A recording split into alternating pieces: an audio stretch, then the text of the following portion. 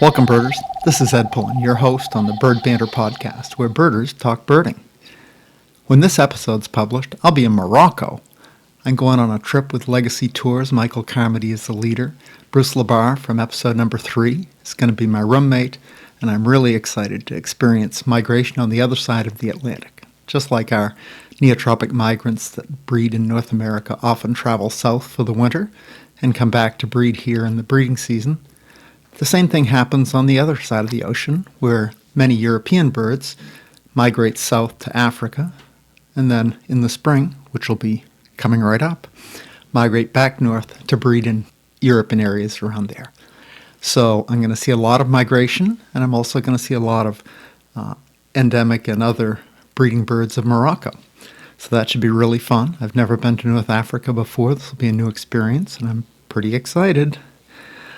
I'm bringing my handheld recorder on the trip, and I'm going to see if I can do some relatively timely episodes, or at least brief episodes, to let you know what's happening during my trip. So stay tuned. You may get to see some Bird Banter Podcast episodes recorded in North Africa. My guest today was gracious enough to record this episode in advance of the publication so that I can keep up my more or less weekly schedule of Bird Banter Podcast episodes. Dalton Spencer is a young guy I met first at the wrap-up for the Christmas bird count in the Grays Harbor last winter, when we learned that Dalton, along with Art Wong and his group, had found three swamp sparrows. To find a swamp sparrow on a CBC is really good. To find 3 is outrageous. And Dalton really found them all. He's got great ears, good eyes, a sharp young birder. And that was the first time I really had met Dalton, but he had come on the birding scene in Washington over the year or two prior to that. The next time I met Dalton was on the recent pelagic trip with Bill Twite and Westport Seabirds. Dalton was on just his 3rd pelagic trip, and for those of you who've done pelagic birding, it's just different than regular birding. It's kind of a different skill set, but Dalton was all over it. He was finding birds right up there with the leaders and just really sharp. So I'm excited that when Dalton reached out to me to tell me he had heard some of the Bird Banter Podcast episodes and really enjoyed them, I thought, hey, Dalton, why don't you be my guest? And here we go, the Bird Banter Podcast episode number 12. Welcome, Dalton, to the Bird Banter Podcast. How you doing? I'm doing pretty good, Ed. Good. Well, I'm excited. This is going to be my first episode with a guest of a different generation. I've kind of had a bunch of old guys on the show, so I'm excited about having someone of your generation. It should be fun. Yeah, well, I'm glad to be the first one. Good. Somebody's got to be first. Good. So, Dalton, I thought I'd like to start by you just sort of telling us your birding story. How did you get into birding, and how is that? How's it happened that you're such a hot young birder? Gosh. Well, I started birding probably an unconventional way compared to how most people start. I have always been an outdoors person, and my family, we've always been real outdoorsy. And my first real bird experience was while we were duck hunting, actually. Okay. So, not quite the conventional way of getting into birding, but we were out duck hunting, and it was the first time I think I'd ever noticed that there were different birds. I mean, there's other ducks out there other than mallards, and I remember I still have a photo of me holding a beautiful drake bufflehead. Oh. And if that was the bird that started it all, I don't know what any other one would be. That was my trigger bird kind of a thing. They are pretty spectacular. I can't imagine what they look like in the hand. Oh, it was just spectacular. And I still every once in a while I'll come across that picture and be like, if it wasn't for duck hunting, I wouldn't be here, kind of thing. Well, if it wasn't for duck hunting, a lot of the places we go birding wouldn't be here either. Duck hunters speak with their wallets a lot better than birders do, I think. Yeah, definitely. We definitely all can see more birds because of people like duck hunters who go out and want different refuges saved and stuff. Yeah, which is always they are big for wetlands habitat restoration and saving. So that's cool. Yeah. Good. So take it from there. So you shot a buffalo head like that, and how did it all go from there? Well, and then it was kind of like, well, now I've seen the ducks of the world. It seemed like, and man, there's this whole new world out there. And I started. I don't even know if I had a bird book. I knew I had the little laminated Birds of Yellowstone from a recent trip that we had taken. Okay. And that was about the only thing I had that had anything bird related. I think I might have had a phone by then. Dalton, how old are you? How old are you at this point in your story? Give or 14? take. 14. Okay. 14-ish. And you're give or take 18 now, maybe? Yes, I'm 18 right now. Okay. Just putting it in perspective. Good. Go ahead. Yeah. And I think I had a phone by then, and so I would see a bird, and there was this program called What Bird. Yes, what a bird. Yes, very cool. Yeah, and you would put your information in there, and it would tell you what you saw. And so that was how I kind of started noticing different birds, and then what to look for, because it asks, well, what color was it? Well, you have to notice the color, and you got to notice the bill shape and things like that. And so that's how I started getting a critical eye for birds. And then, I mean, it was quite a while before I really, like, my parents eventually found out, kind of a thing. Not like I was hiding it, but it was like, oh, hey, you like birds? And I'm like, yeah, I do. That's cool. And then I remember finding eBird and then having that little bit of a connection to the birding world. Sure. Outside of me. I didn't know, were there other birders out there? And then all of a sudden I find eBird, and it's like, oh my gosh, there's more of me. This is mainstream almost, yeah. Yeah, I'm like, I didn't know that there were more people out there, and started finding other ways to communicate. Got tweeters, and was able to start talking to other birders. Unfortunately, it took me a while to ever find anybody in my area because Lewis County is it's under Dave Hayden. birded. Dave Hayden and who else? I don't know. That's about right? it. Yeah, that's about it. I feel Rachel Hudson has now burst onto the birding scene, and she is my go-to birding buddy now. Very cool. But yeah, I feel, and then just because we were a really outdoorsy family, we went on a lot of hikes and a lot of trips, and we traveled for my sister's softball team. And so I was able to see birds on really all the corners of the state. Very cool. Just kind of on a superficial level. Like, we wouldn't ever go birding, but I would maybe go for a hike in the morning, or we would go hiking and see stuff. And it wasn't ever really seeking anything out until I was able to get a car and then really convince my parents that yes, birding was a thing I wanted to do. And then they got really involved with me, and now I consider my dad, I consider him a birder, and he considers himself a follower, but he can identify most birds that I can, and if not, he's a good spotter. That's great. That's great. Yeah. Just having someone to go with is important, and having family support. I have to say, I think just about every guest I've had on so far has pointed to supportive families. I think we all won the chromosomal jackpot when we got supportive parents. Oh, definitely. It makes a whole difference. And if he doesn't even necessarily want to go, he always wants to go with me, and I always want to see the birds, and so he gets to see the birds and be with me. Right. But he's a good driver. So I can that's bird, important. And he can drive, and that makes the process much smoother. Sure.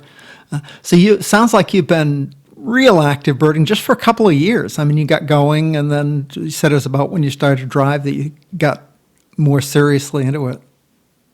Yeah, it was kind of like I figured out what birding was, and just kind of fell face first right into it. I feel like it was all of a sudden there's this whole new world out there that I knew nothing about. And you're taking that world by storm, Dalton. You're taking it by storm. I looked on eBird, your first #1 in the county listing for this year, and top 20 in the state, and a student, and you're getting on. You're doing great. there was been some extraordinary trips in there that have helped to get me that far. But yes, definitely this year has been crazy, and I am blown out of the water at the fact that I can do all this, and it's only been really 2.5 years of me actually like seeking birds and looking for birds, and not just seeing birds. Well, you're getting a reputation as a good person to hang near on field trips out with Art on the Grays Harbor CBC, getting those swamp sparrows and other things by ear. You got our attention. Well, that's more than I ever could have asked for, that's for sure. Yeah. And I had fun hanging out with you a little bit on the pelagic trip out of Westport last month. You were on top of things there too. Have you done pelagics before, or how many pelagics have you done?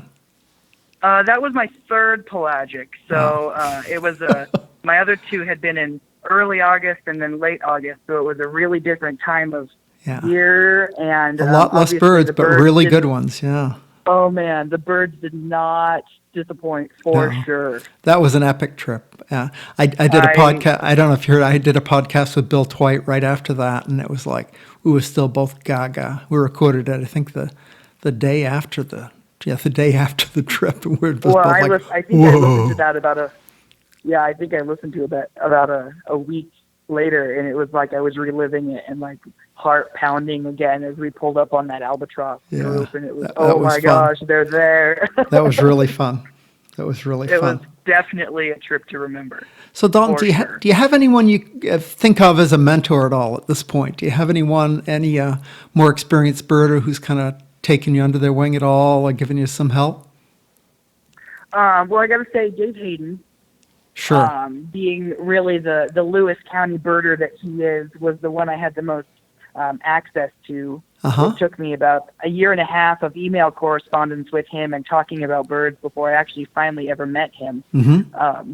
And then since then, we've been pretty close, and we've gone on some pretty phenomenal birding trips together. He's a very good birder. Yeah. Really good birder. Yeah, he knows his birds for sure, and it's always he'll outbird me any day. I'm used to that. Hanging out with good birders is how you have fun and get better. That's my plan. Oh, for sure, definitely. Yeah. Another birder that I would consider a mentor would be Shep Thorpe. My first real exposure to other birders was on one of the Nisqually Wednesday walks. Yeah, Shep is such a nice guy and such a good birder. And he makes it so anybody can experience birding, and just he is a phenomenal leader. He is does extraordinary. Those Wednesday walks, and I was so nervous pulling up there. Are they gonna like me? Am I gonna know enough about birds? Are they Take my word for it, Dalton. You were in the top 10% of the group, I can tell you, without even knowing who goes. Oh, it was crazy, and then all of a sudden it was just like I clicked in with this group, and Shep is the leader of this fantastic group. Yeah.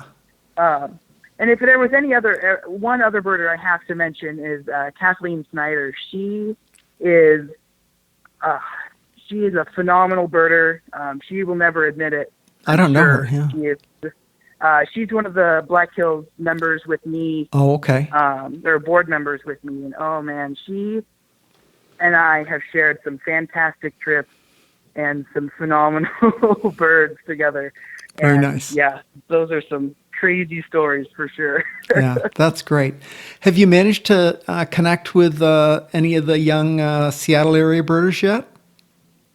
Yeah, so about 1.5 years ago, I got an email from somebody I didn't know, and they were like, hey, we have this group chat of other young birders around the state. Would you like to be on it? And I'm like, well, yeah. Heck yeah, why not?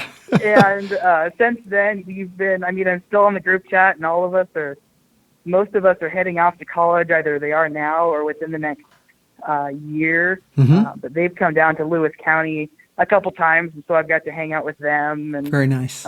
It's a fun group, and it's always nice to hang out with other birders your own age. That's great. especially when you're a young That's great. birder. Well, I will, any young birders who are listening, I'll tell them to get a hold of Dalton and he'll hook you up with this group. Oh, for sure. Yeah, always. I am definitely always not happy to have eligible. more. I am many decades too Only- old for that. Only by a couple years. You're Yeah, good. just a couple. Just a couple. Good. So you mentioned college. What are you thinking about for your, near-term education? Well, next year I will be at Montana State University in Bozeman. Oh, nice. Yeah, so I'm looking for a change of birds, a change of weather, and just kind of it's going to be a night and day experience, I have a feeling, because the weather in Bozeman isn't quite like Western Washington. No, I've driven by there. It's a beautiful place, and yeah, you'll like that. You'll like that. You'll get some prairie birds. It's not far from the Montana, North Dakota prairies. I'm not sure exactly how close, but there's some spectacular birding up in that area.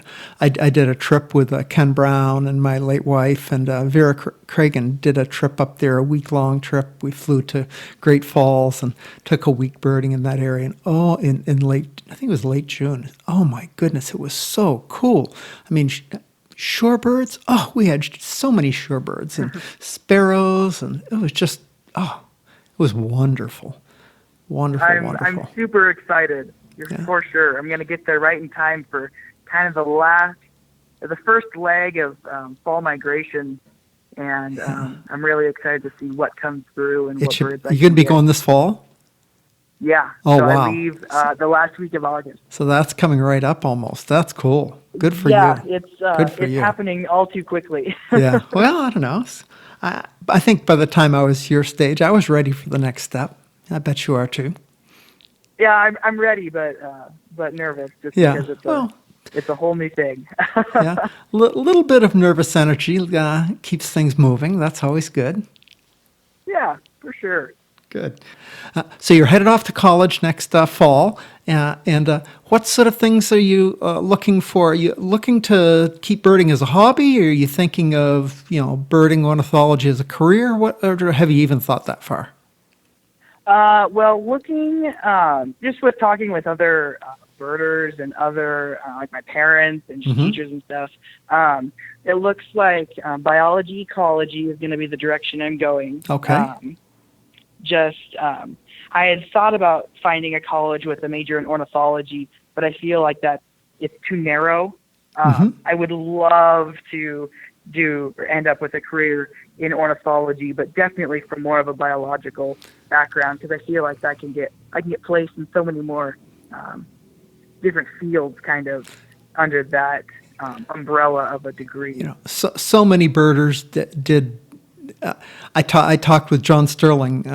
He's going to be on an episode coming up here soon. He was I think he was an English literature major or something at Humboldt University while he was birding his brains out and just working all summer in birding related jobs. I think he was either English literature or English writing or creative writing or some completely unrelated major. But it doesn't matter what you major in. It's where your passion is. And I would love. Oh, sorry. I would love to end up. My goal is like a career in field research or conservation or something like that, where I'm out in the field. I don't even care if there's birds there. I could be out on the ocean studying the whales or something. But the research aspect is what really turns my gears. Yeah, that's cool. Sure, I'm gonna that is cool. Yeah. Good for you. Good for you. Are you going to go to the WASP convention this year, or are you going to have to miss that? I am going to have to miss that. Oh, that's too bad. Yeah. I know. I was bummed. I didn't get to go last year because we were busy, and this year I'm going to have to miss it again. Yeah. But one of these years I'll be able to. Yeah. I'll be able to get maybe you'll go to the Moss convention. If there's such a thing. I don't know. I don't know. You'll figure that out when you get there. I'm sure. Yes, I'll make one if I have to. Yeah, exactly. What are your favorite birding places in Lewis County? I don't know that county well. I've looked at Dave Hayden. He has the two routes off. I think it's on Highway 12 off I-90 that are on the Warbirder site. But other than that, I have not birded that county much. Oh well, you're missing out. Yeah. It is a little. I used to always joke and say that Lewis County was devoid of birds, Really? and that's why nobody came, because nobody ever saw birds there, so they all just skipped through it. Oh, I don't But think that's the case. No, over the last year, we had some crazy birds show up, and I have had to change my mind on that one. Give me some examples. Well, last year that white-tailed kite that stayed Oh, yes. forever down in Yeah, Toledo. I did get to that. Yes. That was a life bird for a lot of people that came and saw it. I don't know what the count was, but I have a feeling over 100 people, if not more, went to see it. Oh, I'm sure. And that was a really cool bird that it stayed for so long. And Yeah, so they many have people become went to difficult see in it. recent years. They used to be easier down south, I can't remember exactly where, I think it was in Pacific County or down southwest of where you are. But in recent years, they've just retreated back to Oregon and California, I think. So it was really nice when that one showed up. Yeah, and there was a report that I'd seen that there was possibly another one, but I think after talking to some other people, I think they decided it was just a male harrier in the area. Mm-hmm. And That's this year you're talking now? well, it was last year when the bird was They think there might have been a second bird. Okay. Yeah, they thought there might have been a pair, and so it was Oh, that would be hoped exciting. that they would nest, but then nobody else ever showed up, and it never acted like it was feeding young or anything. So No. we were hoping it comes back this year, and it just hasn't been seen yet. The Toledo area is perfect for it, and I just need to come in. It is a good area, yeah. Also pretty open, and they're a bird, they tend to be pretty visible if they're around. Yes, for sure. Yeah, and then last year, what else showed up? We had a tufted duck. That's right. In a random little mining pond. There Mm-hmm. wasn't even a scaup on the my pond goodness. with it, which is so random. I think the other ducks around it were like two mallards and a ruddy duck or something like that. Yeah, that's great. Yeah, they So- can do that. Years ago, Charlie Wright found a tufted duck on Bradley Lake in Puyallup. It's just this little city park, puddle duck pond, and stayed there for a few days. It was great. Yeah, so that's yeah, cool. you never know where birds are going to show up, really. Yeah. And then last year, what else was there? Oh, my lifer and only Pacific golden plover. Oh, nice. Nice. Super random bird to show up in a landlocked county with no real major inter-county waterways. Yeah, that's nice. Yeah, showed up. I don't know. If I turned around, I could see the airport and a Walmart. So it wasn't in necessarily the most opportune of places. Yeah. Well, in the winter in Hawaii, you just see them all over the place, so that they don't require great, see them on the golf courses and things like that. So they can there hang. wasn't a golf course far away. Yeah, they can hang around people. Yeah, well, that was, and we're glad it stuck around for a couple of days. I don't know if anybody else, other than Dave and I, was able to find it, but it was a special bird for sure. Very nice. So, do you have do you have a patch down there? Well, I recently moved, so I am learning my new patch, kind of. Okay. But it's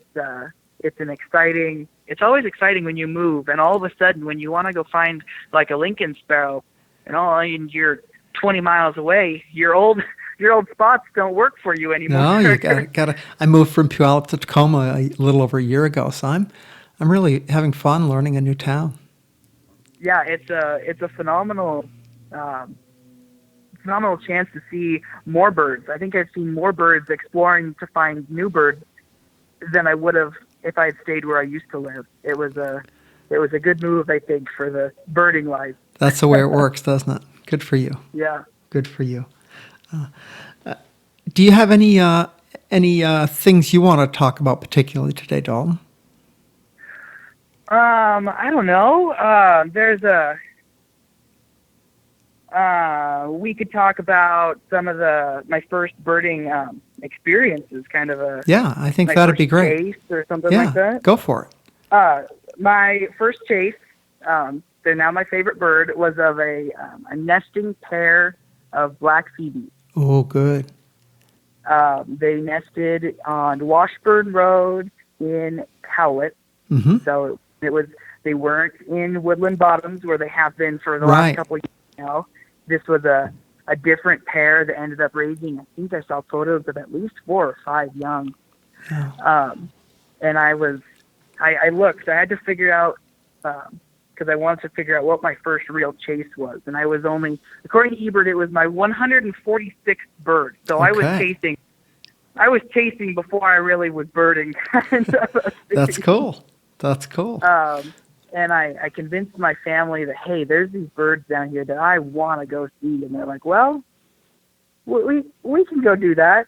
All right, let's go do that. So they were enticed with the fact that I was so passionate about trying to find these birds, and they went along for the ride, and they got their life black phoebes.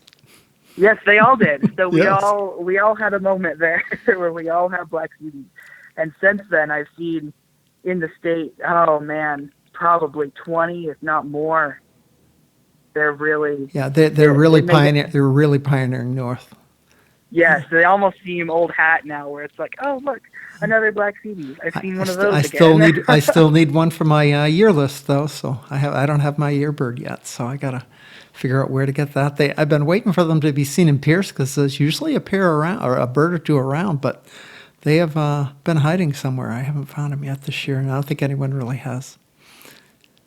Well, they'll show up, I'm sure. I know they will. I know. If they don't by fall, I'll go down to Woodland Bottoms and find one. Yeah, and you'll find that resident pair. Yeah. Bruce and I tried the place in Lacey there, and we did not get them. So usually they're pretty dependable there, but not this year. They haven't been there for about a year and a half. Oh, okay. I haven't seen them or hasn't seen them reported either. So I think you're probably right, because we were driving back from somewhere and said, oh, let's just drop in there and see if we can get them. And well, it was a nice day, beautiful day, a lot of good birds, but no black phoebes.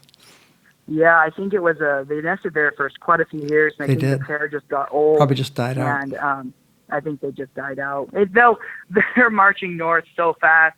I had 4 of them on the Wahkiakum CDC just on my leg of it. Wow. They're marching up, and they'll be all over this western part of the state within the next 20 years. They're going to be robins. Speaking of CBCs, you run your own CBC, don't you? Aren't you the compiler for CBC? Yes, I founded and I compile the Lewis County Christmas bird count. That is spectacular. Great work. Wow. What did that entail? I've never been a compiler. I have a general feel, but how did you get one started? How did you do that? Well, it was kind of, my story's kind of funny. I had never done a Christmas bird count. I knew that there was a real need for one in the county. I mean, there's one in almost every county in Western Washington, except Lewis. And I'm like, if there's no other way to get birders to Lewis County, I might as well invite them. and I did. I started. You contact the National Audubon Society and say, hey, I've got a circle I'd like to use, and you give them a brief description of habitat, and you have to guarantee that at least 10 people will show up or something like that. And they said, okay, here you go. And then from there it was stressful. I'd never been to a Christmas bird count before. This was this last year or the year before? This was 2 years ago. 2 years ago. I've had two successful years now. Okay. So how many birders did you get to come? 26, 28, something like that. It was phenomenal. Work. Nice work. Yeah. And you know the area. You know the area, so you divided that up into segments, probably like most CBCs. Yeah, and so I added maps this year. So with the help of Kathleen and some other people, I was able to get some maps that showed kind of regions rather than, hey, bird this area. Right. And here's what the circle is, so don't go out of it. Exactly. And so this year was far more structured in that aspect. But yeah, that first year it was just, here's your group and go bird. So Dalton, that is great experience. Good for you. That's it was excellent. It was really exciting to get that going. And so how many species do you get on your CBC with your vast 2 years of totals? So the first year I had 92. Okay. And it was 92 species, but a really low total count. So that was kind of it was really interesting seeing 2 years ago, it was a really cold week leading up to it, so there wasn't a lot of water. Yeah. And then this last week, we had, this last CBC, we had 98. But almost doubled our number of individual bird count. Good for you. So that was what was crazy, because there was so much more water. That, and I feel like I had a couple more birders, so I was able to cover more areas. But it still, was, weather can be all the whole game in a CBC. You know, if it's a cold, windy, rainy day, boy. Besides the birds hunkering down, the birders are too energetic, and days end early, and it can. Oh, for sure. Yeah, and these last 2 years, I've been graced with dry days. Yeah, that makes a big difference. So yeah, could not get any luckier. Yeah, in Western Washington in the winter, that is always a blessing. Oh, and everybody's like, hey, if the weather keeps up, we'll come back to this one every year. Yeah, well, you just need to guarantee it. You guarantee them you get 12 birders, you should be able to guarantee the weather, Dalton. Can't you do that? Right? Yeah, if I could do that, I'd have half the people in the state at my count. Yeah, that'd be very nice. It would be really nice. I'll have to. What is your date? Do you have a fixed weekend or how? Well, I will be in Montana. Until like the day of like the first CBC date. Yes. Kind of a thing. Right. So I don't know what exactly is going to happen. I think I'm going to hand over the reins to another local birder. Don't know who exactly it's going to be yet, but I think somebody else is going to compile for me. Right. But I will definitely still be helpful in that. And then whatever date it's on. I don't know. Yeah. Some CBC is more established. I always saw like the first Saturday after Christmas, so whatever. They have a kind of a routine so people know what to expect. But you guys are still figuring that out. That's totally cool. Cool. I think these last 2 years, mine's been on the first Friday of the count frame kind of a thing. So that's always it's an early count, which is kind of nice. Yeah. Have you gotten outside the state much yet to bird, Dalton? Well, I went to Montana in November to look at the college. But last year, my family actually, I guess it was just this last summer, my family took a trip to California. Oh. So that was my first really out-of-state birding trip that wasn't focused on birds, but they know me, so they couldn't not stop at almost every refuge on the way here to Sacramento. Oh, you went to Sacramento. Very nice. Yeah, so that was, I have an aunt in Sacramento. And the Central Valley is spectacular. Oh, gosh, that's nice. I was so lucky. We got into Sacramento at about 6 o'clock, and my dad was still kind of had the driving jitters where he's like, I want to go do something. Let's go birding. And I'm like, okay, so there's this local sewage treatment pond. And he kind of always good, yeah. Like, always got birders have to find an STP, yeah. Yeah, for sure. And then we get there and they're closed. Like, well, oh well. So we keep driving up this road, and I stop, and I'm like, what are those flying?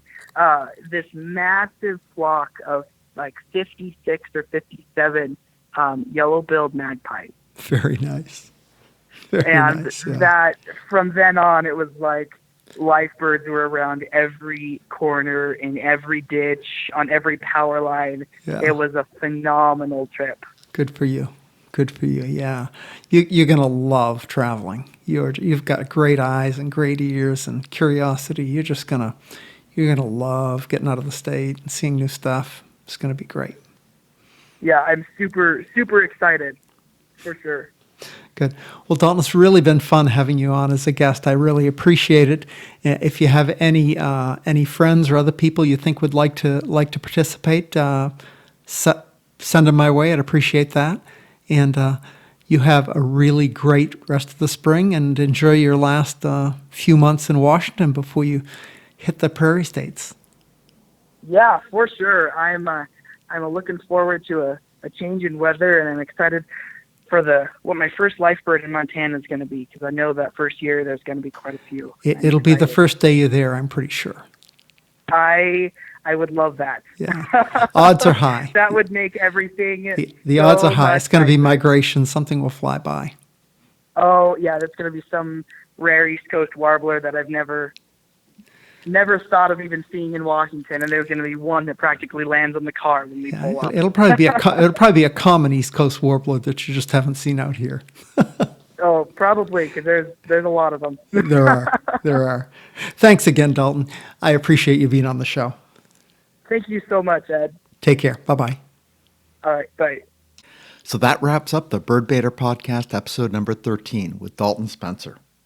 In case you missed it, episode number 8 with Bill Twite talks a lot more about the pelagic trip we mentioned on this podcast. And stay tuned for episodes from Morocco. So until next time, birders, good birding, good day.